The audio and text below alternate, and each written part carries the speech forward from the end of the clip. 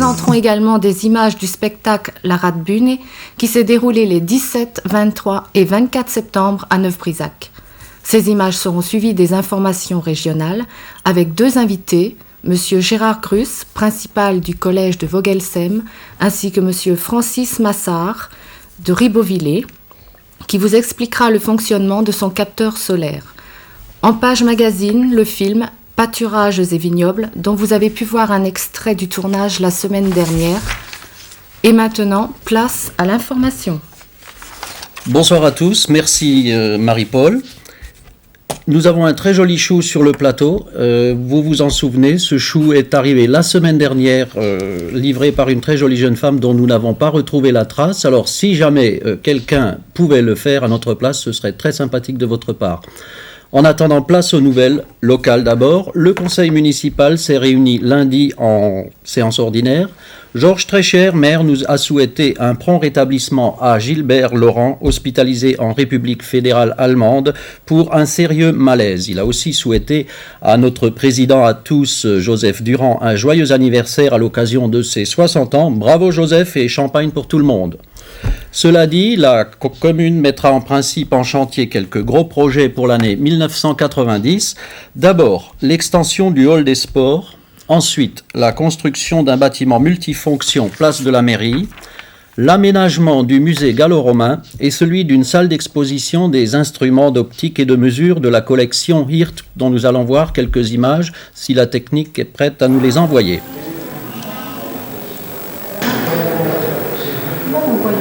Voilà, c'était le 2 juillet dernier. Il y avait dans la salle du Capitole une masse de superbes objets, des instruments de mesure, collectionnés avec passion par M. Hirt, un niveau à lunettes par exemple. Et cette collection sera donc destinée à devenir un objet de musée dans pas longtemps, c'est-à-dire dès que les travaux de construction de cette salle auront démarré et se seront achevés. Voilà quelques très belles images de ces vieux instruments. Les premiers instruments de cette collection datent, je crois, de 1780 par là, ce qui est absolument génial. Et pour faire bon poids, évidemment, la réfection de la voirie sur certains tronçons de la commune. Au total, il y en a pour 20 millions de francs. Mais pour l'instant, il n'y a que l'extension du hall des sports qui va démarrer d'ici à 2 mois. Les pongistes trouveront au premier étage de cette extension les aises qu'ils sont en droit d'attendre compte tenu de leurs résultats. Toujours au conseil municipal, l'adjoint Louis Burget a présenté à ses collègues les grandes lignes d'un projet de jumelage entre la commune et une batterie du 53e régiment d'artillerie de Vieux-Brisach. Je vous demanderai de vous mettre au garde à vous, voilà, c'est fait. Pour l'instant, les discussions sont en cours pour structurer les futurs échanges, mais le 11 novembre sera fêté le 12 novembre à Biesheim, puisque ce jour-là aura lieu la cérémonie officielle du jumelage. Mais d'ici là, nous vous en dirons plus dans un prochain journal. Local toujours, reprise des cours de danse de salon à la Rhénania Alliance à partir de mercredi 4 octobre prochain selon les horaires suivants. Enfants 8-15 ans de 18 à 19h, adultes débutants de 19h15 à 20h40, adultes perfectionnement 20h45 à 22h. Les cours ont lieu au foyer Rhénania comme par le passé. Pour tout renseignement, on peut s'adresser à M. Charles Spenley, 7 rue des Bosquets à Vogelsheim. Téléphone, si vous voulez bien prendre note, 89 72 75 60. Carnet, Alain Morer et Vali Haller se sont mariés samedi 23 septembre à Biesheim et une petite fille Pauline est née au foyer de Dominique et Colette Schmitt. Toute l'équipe de TLB félicite le nouveau couple et souhaite évidemment longue vie au bébé. Le syndicat intercommunal à vocation multiple Sivom Art Nord nous a fait parvenir un communiqué que je vous livre tel quel. Avis à la population, le lundi 2 octobre 1989 et le jeudi 5 octobre 1989 de 14h à 16h, il sera procédé à l'ouverture des purges sur les conduites d'assainissement de la commune de Biesheim. La population est priée de limiter pendant cette période l'utilisation du réseau d'eau, la pression risquant d'être évidemment réduite.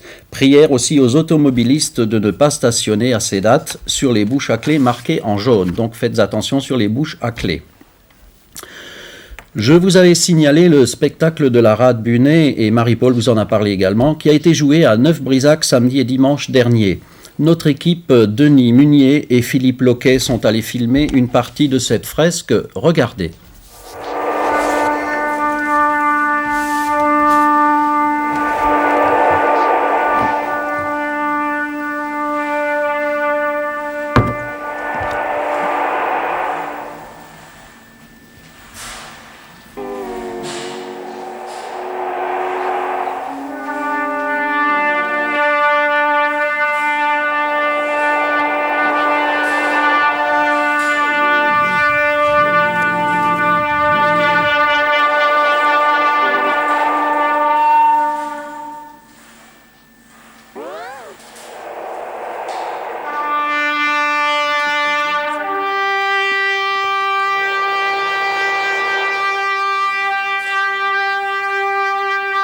Colmar à Neuf-Brisac, le spectacle de Helmut Lutz. L'auteur, Helmut Lutz, créateur de machines à son et sculptures du projet Sternenweg, Chemin des étoiles, est né en 1941 à Fribourg. Il travaille depuis 1972 à son Utopie Neuf-Brisac, c'est ainsi que s'appelle cette œuvre, Vision européenne du chemin des étoiles.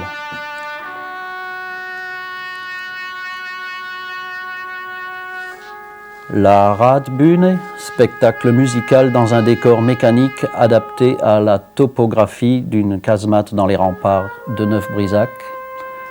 C'est une première en France de ce spectacle, qui est un autre volet du Sternenweg, joué depuis 2 ans sur les rives du Rhin à Vieux-Brisac.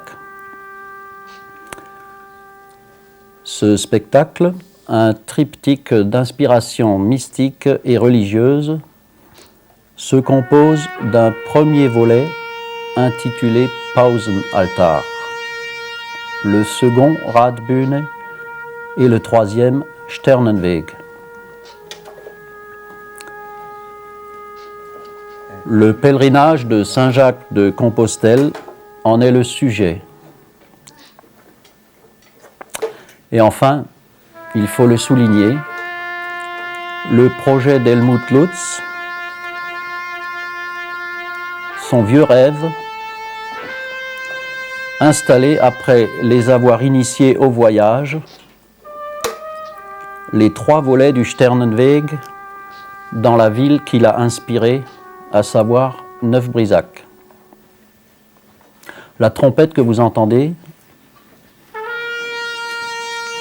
c'est le musicien Markus Stockhausen, de renommée internationale, qui n'est autre que le fils de Karl-Heinz Stockhausen, compositeur dont la réputation n'est plus à démontrer sur le plan mondial de la musique contemporaine.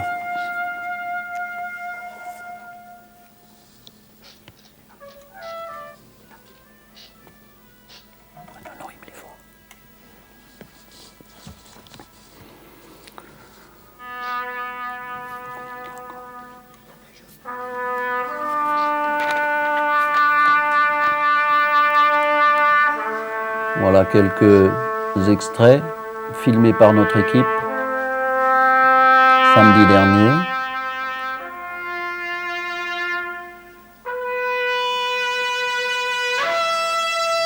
Et le sujet est effectivement très mystique, avec une connotation religieuse liée au pèlerinage de Saint-Jacques de Compostelle.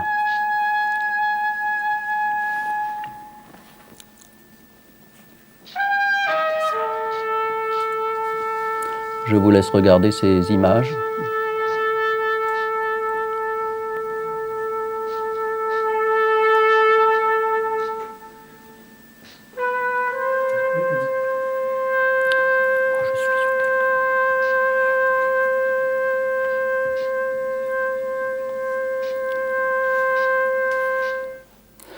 Voilà, c'était un petit reportage sur la Radbühne jouée à Neuf-Brisach les samedis et dimanches derniers.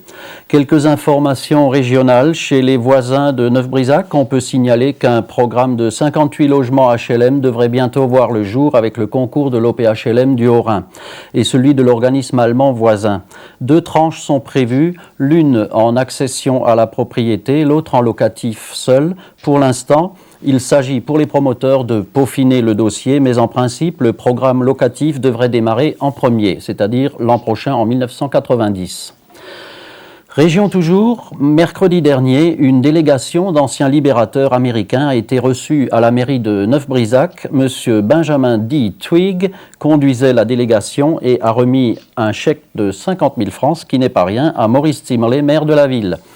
Il s'est engagé à verser la même somme 7 années de suite parce que la ville de Neuf-Brisach est devenue très chère à son cœur. Je vous raconte ceci simplement pour faire taire ceux qui pensent que l'oncle d'Amérique n'existe plus à l'heure actuelle. Au tennis club, la journée de recensement des éventuels joueurs et joueuses a eu lieu aujourd'hui pour les catégories mini-tennis, poussin, benjamin, minime et cadet. Prix pour le mini-tennis 150 francs et 250 francs pour l'école de tennis. Mais s'il y a encore des retardataires, ce n'est pas grave. Il suffit d'aller faire un tour du côté du clubhouse. S'il y a de la lumière, il y a quelqu'un. Et s'il y a quelqu'un, les renseignements ne sont pas loin. Voilà, nous allons arriver à la page magazine de ce journal avec notamment 2 invités que j'ai à côté de moi. D'abord Gérard Grus, qui est principal du collège de Folgelsheim, et M. Francis Massard, qui est un ingénieur, pouvez-vous me rappeler ? Énergéticien. Ingénieur énergéticien. Alors nous allons commencer par M. Grus, qui dirige une grosse boîte, disons le mot. Alors bonsoir M. Grus. Bonsoir. Est-ce que vous pourriez vous présenter en quelques mots, parce que finalement, vous avez commencé vos fonctions ici, dans ce collège, l'an dernier, et vos élèves vous connaissent, mais la population vous connaît peut-être moins. Alors, est-ce qu'en quelques mots, vous pouvez vous présenter ? Bon, très rapidement, j'étais chef d'établissement principal de collège en Moselle pendant 3 années. C'était mon premier poste. Auparavant, j'étais professeur d'éducation physique au collège de Soultz. Je suis marié, père de famille, j'ai 2 enfants, dont une fille qui est maintenant au collège. Ma femme est également enseignante au collège de Folgelsheim. C'est très pratique, ça. Voilà, c'est très pratique. Ouais. Et puis, disons que de source, je suis originaire de... Ma mère est originaire de Biesheim, mon père est originaire de Fessenheim. Ah bon ? Votre maman est originaire de Biesheim ? Ma maman est originaire de Biesheim. Dites-moi son nom de famille, comme ça les gens pourront faire... Elle s'appelait Ferder Jeanne. Jeanne Ferder, donc voilà. Alors pour les auditeurs, c'est Jeanne Ferder. Hein ? Donc je connaissais Biesheim en 52, 54. J'étais souvent en vacances dans les grandes vacances, j'étais donc à Biesheim. Ça a beaucoup changé, non ? Donc ça, on ne le reconnaît plus. C'est une transformation complète. Où est-ce que vous alliez jouer ? J'allais jouer le long du Rhin, et puis j'accompagnais la grand-mère quand elle faisait les lessives le long du lavoir. Ah voilà, donc, je voyais ça, donc maintenant tout a changé. Tout a changé. Alors revenons un petit peu à votre collège. Oui. Vous remplaciez donc... Je remplace M. Esterman, qui était l'initiateur, le début, c'était le premier principal du collège.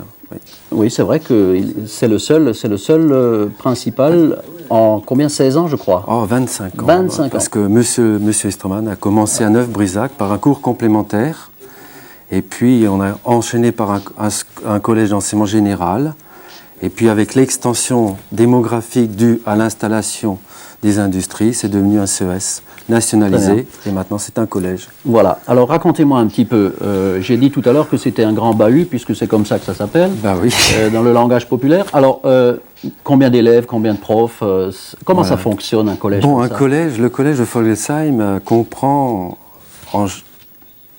890 élèves. Ces 890 élèves se composent d'une partie des élèves de la section d'enseignement spécialisé, ce qui veut dire CES, et puis les élèves du collège. Alors, on compte 33 classes du collège et 6 classes de CES, ce qui fait donc un effectif de 890. On peut compter 65 professeurs qui encadrent donc ces élèves, et puis une partie administrative et une partie qui s'occupe de l'entretien.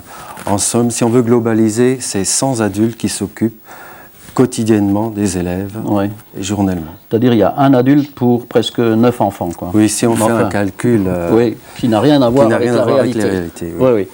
Alors, et autre question intéressante, votre aire géographique d'implantation, elle se délimite par rapport au Sivom Art Nord, c'est-à-dire 16 communes. Ça va de Desnheim jusqu'à Kunheim, et en allant de Geiswasser, Balgo, ça fait 16 communes.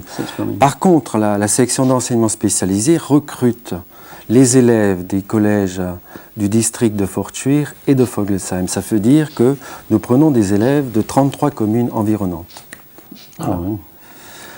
Comment est-ce que vous arrivez à gérer tout ça ? Ça demande une politique d'établissement, une réflexion permanente, mettre en place des projets éducatifs pour répondre à des besoins, à la situation actuelle de la scolarité. N'oublions pas que depuis quelques années, la scolarité est obligatoire jusqu'à 16 ans, c'est-à-dire que nous avons donc nous accueillons un public hétérogène qu'il faut gérer d'une façon la plus logique et la meilleure possible pour qu'on réponde aux besoins des enfants et aux besoins de la population. Alors vous parliez de projets éducatifs, est-ce que vous pouvez en dire un peu plus? Parce que chaque établissement, autant que je sache, a des projets éducatifs qui sont plus ou moins variés, qui ont des thèmes différents, etc. Alors est-ce que, et finalement, ces projets éducatifs, comment se choisissent-ils? Alors, pour mieux résumer la question que vous me posez, pour la synthétiser, je dirais que des projets éducatifs résument d'un projet d'établissement. Et un projet d'établissement répond à une politique d'établissement, et une politique d'établissement répond à une analyse d'une situation de besoin par rapport à la population qu'on accueille. Si bien qu'un collège rural comme le collège de Vogelsheim n'a pas les mêmes critères et les mêmes choix prioritaires par rapport à un collège urbain. Alors le projet d'établissement, par exemple, donc, qui semble être la cheville ouvrière de tout le reste, ça consiste en quoi à Vogelsheim? Ça consiste, encore pour résumer de façon simple, je dirais que ça répond à une politique d'ouverture. Cette politique d'ouverture, je pourrais la synthétiser en 2 mots. Ouverture vers le monde extérieur, c'est-à-dire vers le monde du travail. La preuve, vous êtes là. Voilà. Essayer de se faire connaître, essayer de voir quels sont les objectifs du collège et en même temps permettre aux gens de mieux connaître le collège en les invitant à venir passer un moment. Ça veut dire que le collège veut bien être un émetteur, mais également un récepteur. C'est ça. D'ailleurs, je crois que vous avez lancé déjà des ouvertures. Nous avons fait des jumelages avec les différentes entreprises. Nous avons fait des jumelages avec l'armée, notre voisin immédiat, c'est le 9e régiment du génie. Nous sommes en train de faire un travail en profondeur dans le cadre de 92 pour préparer l'échange franco-allemand.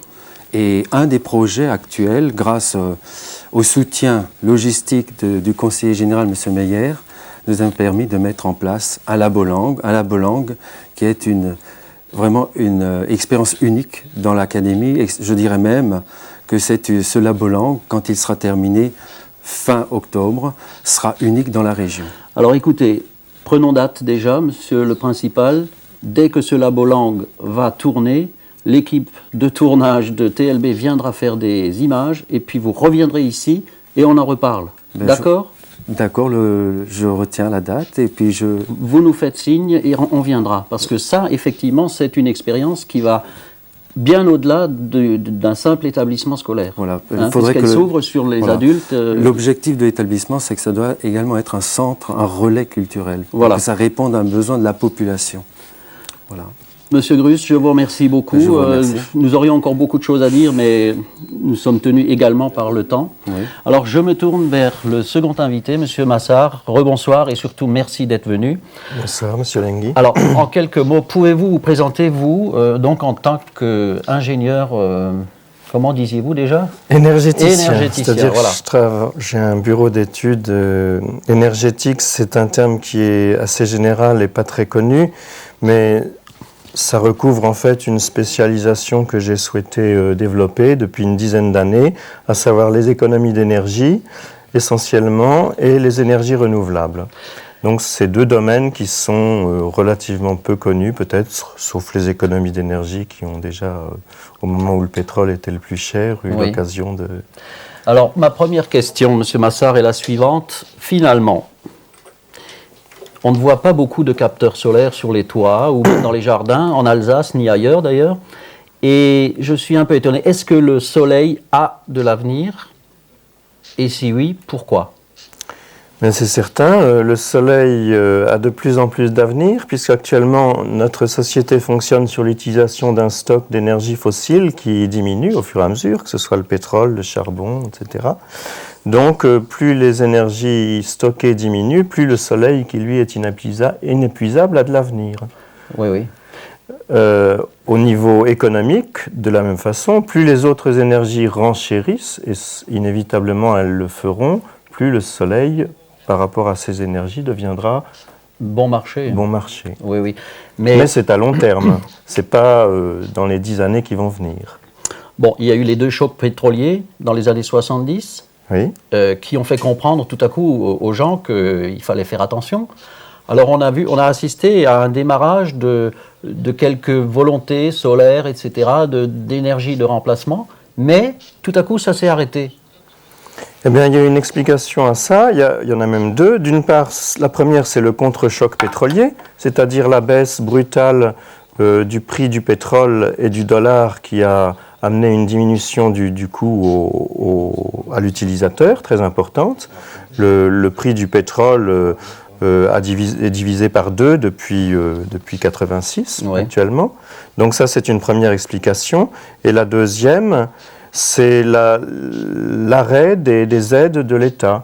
Pendant la période, donc après le premier choc pétrolier, l'État s'est dit, a mis en place des aides pour les énergies renouvelables, et le solaire en particulier, et elles ont cessé en 1986.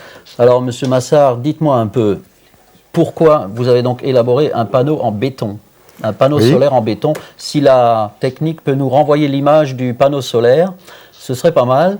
Alors, en attendant, pourquoi un panneau solaire de ce type? Oui, je précise tout de suite qu'il s'agit d'un chauffe-eau solaire. Donc, il s'agit uniquement de faire de l'eau chaude sanitaire. On est bien d'accord. Il ne s'agit pas de faire du chauffage d'habitation avec ce matériel. Oui. Donc, c'est un chauffe-eau capteur-stockeur en béton. Pourquoi en béton? Parce que c'est un matériau solide, comme chacun sait, et pas très cher pour une masse donnée. Donc, on peut stocker dans une dalle en béton de la chaleur et ensuite la restituer à l'eau qui circule dedans, dans un tube qui fait, dans le modèle qui est là, 110 mètres de long. Voilà, donc le but de l'opération, c'était de faire un nouveau chauffe-eau bon marché et éventuellement facile à réaliser par des gens qui voudraient le réaliser eux-mêmes. Oui. Vous-même êtes le concepteur et aussi le constructeur de ce panneau? Oui, je l'ai construit en collaboration avec l'association Alter Alsace Énergie qui s'occupe en Alsace d'énergie solaire et d'énergie renouvelable et qui a son siège à Lutherbach. Oui, alors, autre question qui me turlupine un petit peu, Monsieur Massard. Vous parliez tout à l'heure de coûts relativement faibles. Oui. Alors, est-ce que vous pouvez situer pour les auditeurs, les téléspectateurs, le niveau de coût? Eh bien, pour un capteur comme celui qu'on a vu, donc qui fait 4 mètres carrés et qui peut satisfaire pendant environ 7-8 mois les besoins d'une famille, le prix des matériaux est entre 5 et 6 000 francs actuellement. Oui. Et la main-d'œuvre, si on le fait réaliser par un artisan, par exemple, tourne autour de 5 000 francs aussi. Oui, alors à l'écran, nous avons la coupe, semble-t-il, de ce panneau. C'est ça, oui. C'est la coupe. Donc il y a une dalle en béton avec un réseau de tubes en polyéthylène réticulé. Donc c'est un tube qui sert dans les planchers chauffants, qui a une très longue durée de vie et qui résiste à haute température. Et puis autour, un isolant, c'est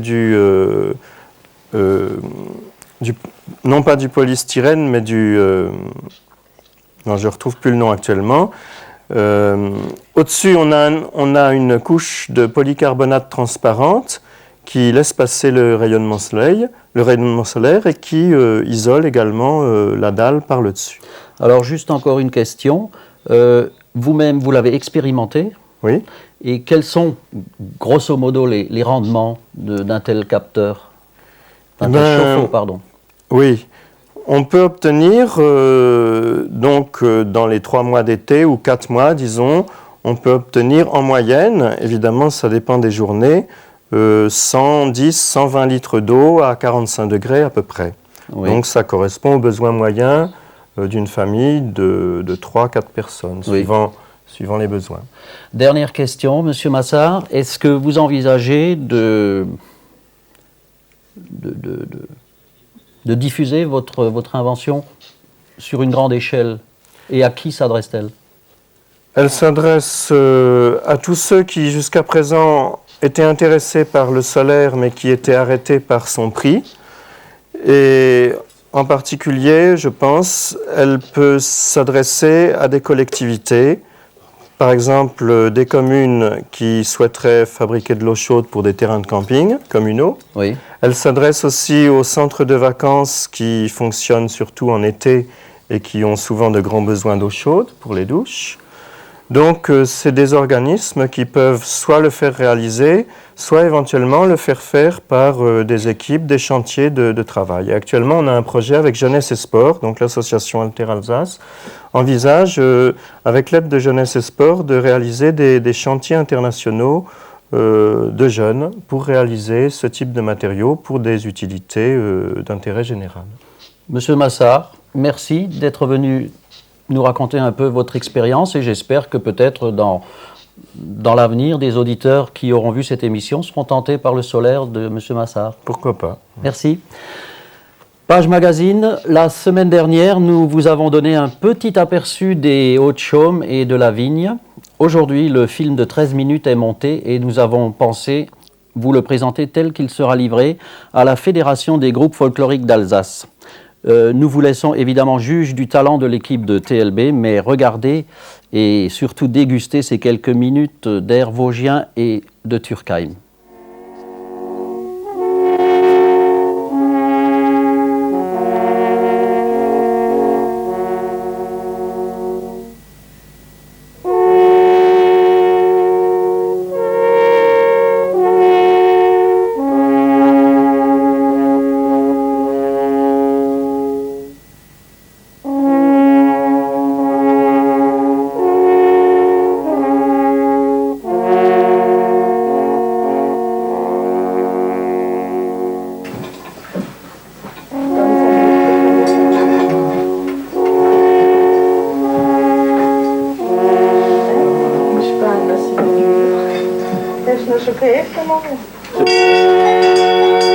Sticker les cloches et le trinkel pour les vaches qui s'en vont sur les chaumes, c'est un des premiers travaux que fait le marquaire. Ou ses aides, puisque aide il y a souvent. Allez, va, l'herbe est belle.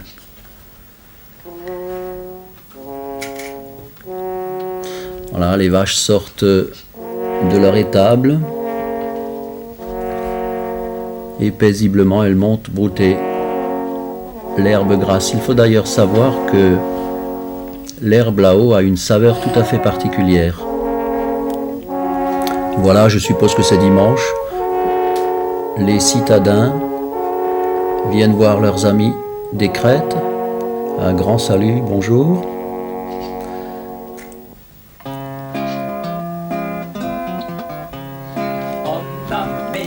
Alors ça, c'est un travail qui est absolument indispensable, le nettoyage des outils de travail, dont les barattes, etc., tout ce qu'il faut pour faire du fromage de Münster et de préférence du très bon. Le grand chaudron de cuivre.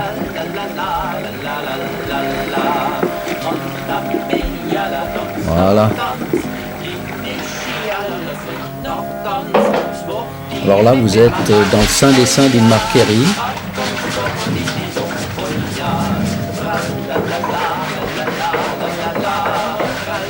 Et voyez avec quel soin méticuleux les marquaires s'occupent de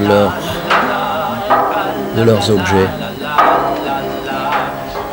Autre rite absolument indispensable, couper le lait qui vient de cailler, voilà, et là, le marquaire est déjà en train de séparer le fromage blanc qui deviendra fromage de Münster.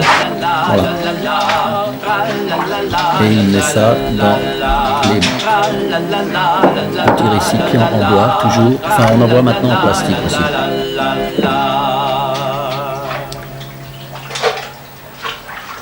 Il faut du temps pour faire un Münster, ça c'est le premier stade, voilà. Et le sale tout de suite. Il ira reposer dans les caves à fromage. Et si vous ne connaissez pas le Siaskas, c'est le moment de l'essayer un jour. Et c'est la fête, Parikel, comme on dit dans la vallée de Münster, Parikel. La fête de la montagne, la fête montagnarde.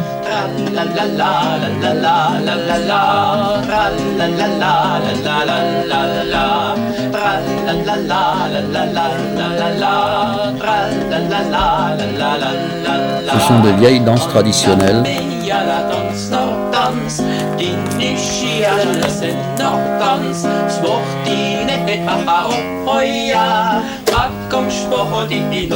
Et en alsacien, bien entendu. Alors, ce que vous entendez, ce sont les Lustige Malger, à savoir Gérard Leser et Eugène Maget, qui, il y a quelques années, avaient formé un groupe.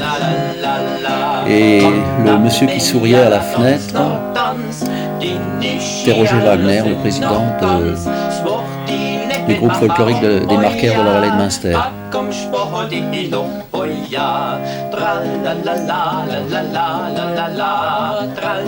Et petit marquaire deviendra grand, vous voyez, au bord de la Seine.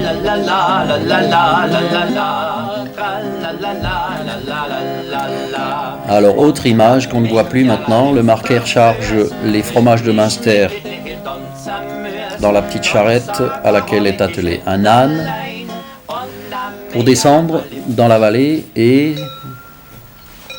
en direction des vignes où il a rendez-vous avec les vignerons de Turkheim.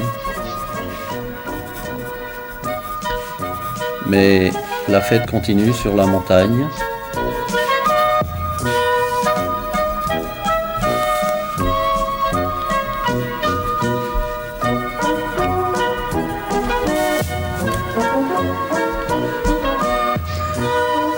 Un autre groupe folklorique là, avec des chapeaux différents.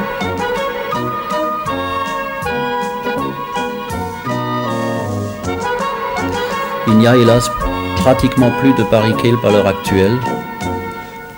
Les marquaires n'ont plus le temps de s'amuser. Les fermes auberges affichent complet, surtout le dimanche.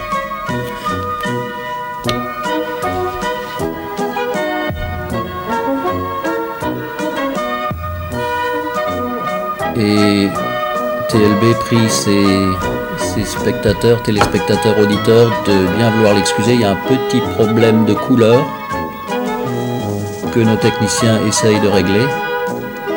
Mais même en noir et blanc, c'est pas mal quand même. Vous êtes d'accord ? Mais en couleur, c'est encore mieux, je vous assure. D'ailleurs, ceux qui ont pu voir un extrait mercredi dernier ont sûrement apprécié déjà ce qu'ils ont vu.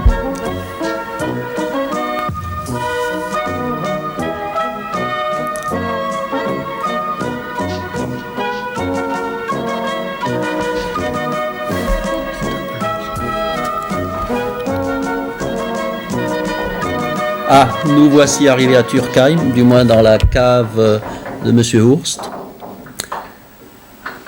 Et le vigneron, le fils du vigneron, va procéder au nettoyage, l'ouverture de la trappe.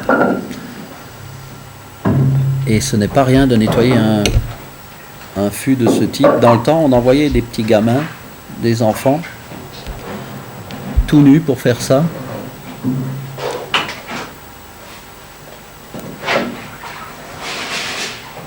Et c'est évidemment une opération délicate puisque la qualité du vin dépend directement du nettoyage du fût. Et Dieu sait s'ils ont du bon vin à Turkheim.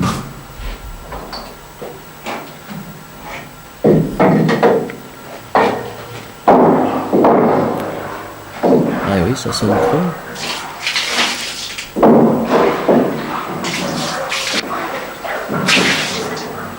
Alors voici le vignoble, le célèbre coteau du Brandt. Et évidemment l'arrivée du petit âne, de la charrette et du marquaire sur les pavés de Turckheim, dans la cour de la ferme. Non, on ne peut pas dire que ce n'est pas une ferme, à vrai dire.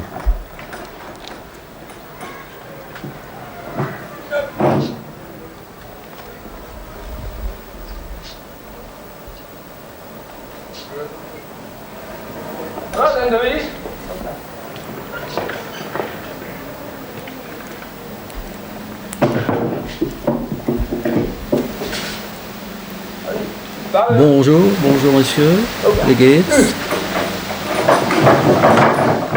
Le petit âne doit être très très content d'être arrivé parce que depuis le Schnepfenried jusqu'à Turckheim, en principe, il y a quelques kilomètres.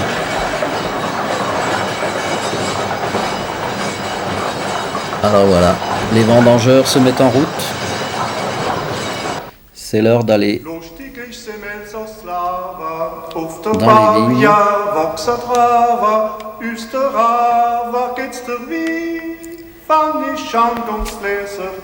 Alors il faut dire que ce film a été tourné à la demande express de la Fédération des groupes folkloriques d'Alsace, et ce pour illustrer des tranches de vie de l'ancien temps, au travers des costumes bien sûr, au travers des coutumes. Vous voyez, il n'y a pas de tracteur, il y a des vieux chevaux, un jeune et un vieux d'ailleurs.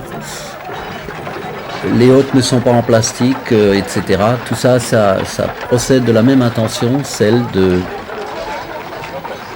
restituer un tout petit peu le bon vieux temps, mais sans nostalgie bien sûr, simplement pour être un petit peu les conservateurs d'images. Alors oui, sur les coteaux du Brandt, la vendange est en cours.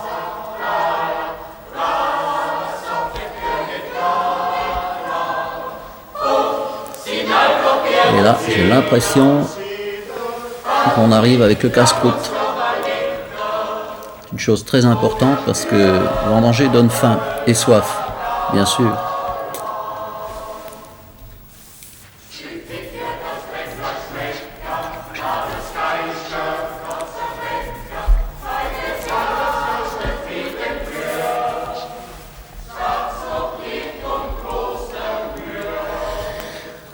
Quel dommage que nous n'ayons pas vraiment la couleur parce que ce sont des images absolument superbes.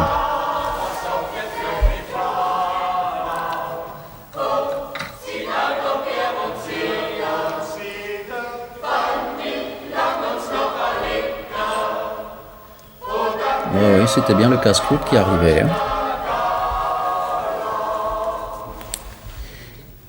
Et déjà, une première charretée de grappes redescend des coteaux vers les pressoirs.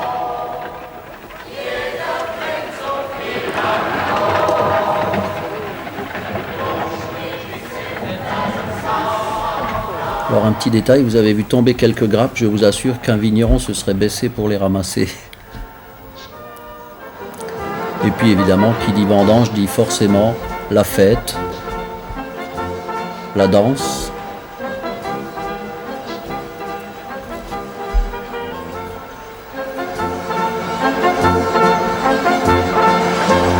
Ah, si seulement je savais danser comme cela.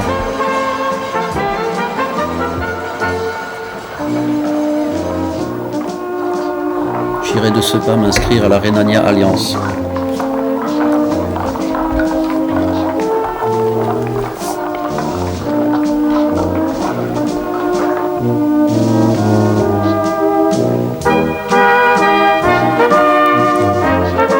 Alors normalement, les hommes qui dansent devraient avoir des sabots.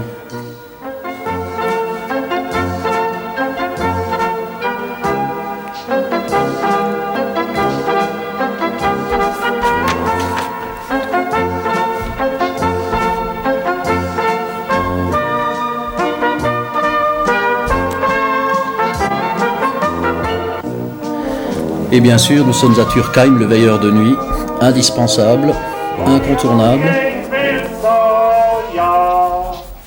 Die Glocke zählt schlau, ja. Hans soll Sophie und wir, dass uns Gott und Maria fiel. Jetzt stand die Luft wahr, Gott gibt uns allen für die Nacht. Il ne va pas s'endormir tout de suite. Et le veilleur de nuit fait ça tous les soirs.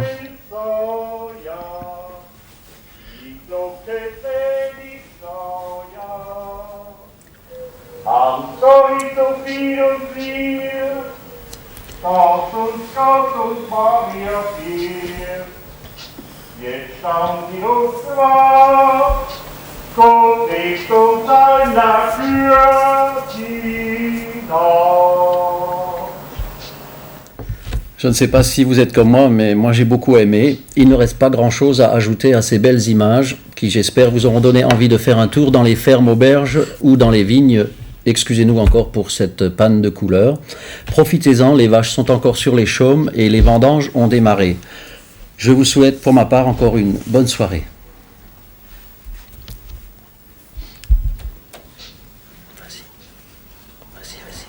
En espérant que vous avez passé un agréable moment en notre compagnie, nous vous donnons rendez-vous mercredi prochain. Bonsoir.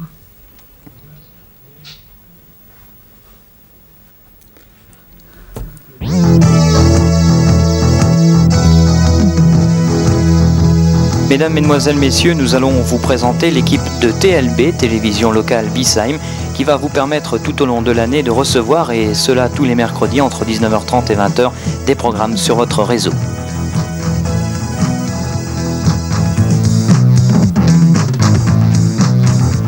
Avec tout d'abord notre président, Joseph Durand.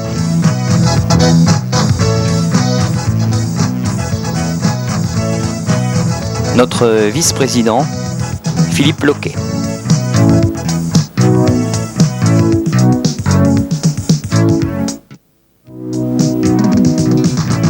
Journaliste des dernières nouvelles d'Alsace, Jolenghi.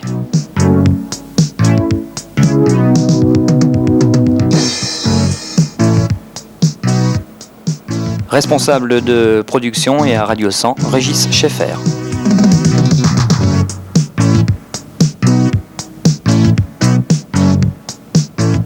Responsable de production, Jean-Marie Wolf.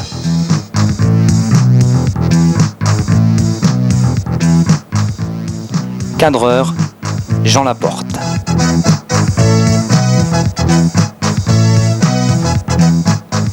Autre cadreur, Jean-Michel Bechler.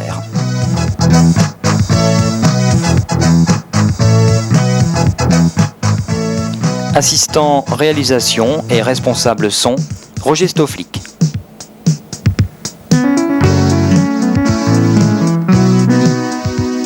Responsable informatique, Bernard Rush.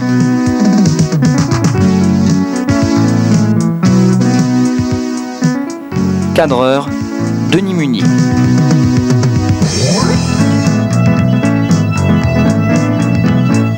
Il est assistant réalisateur, Francis Ragusa.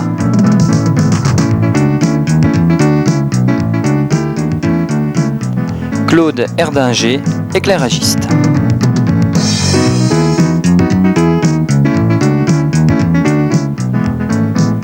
Script, Brigitte Ancel.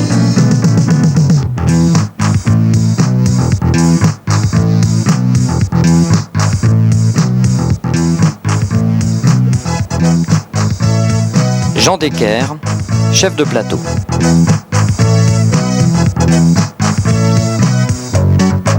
À la régie, Roland Schroeder.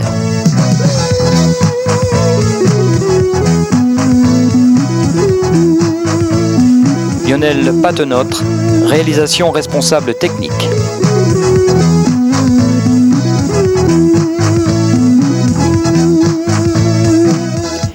Véronique Patenotre, générateur de caractère.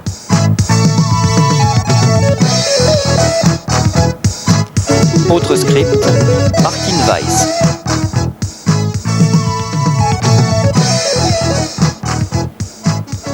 Cadreur, Philippe Maillard.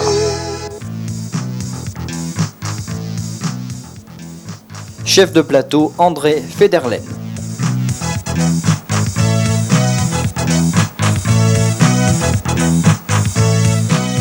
Présentatrice, Odile Bisval.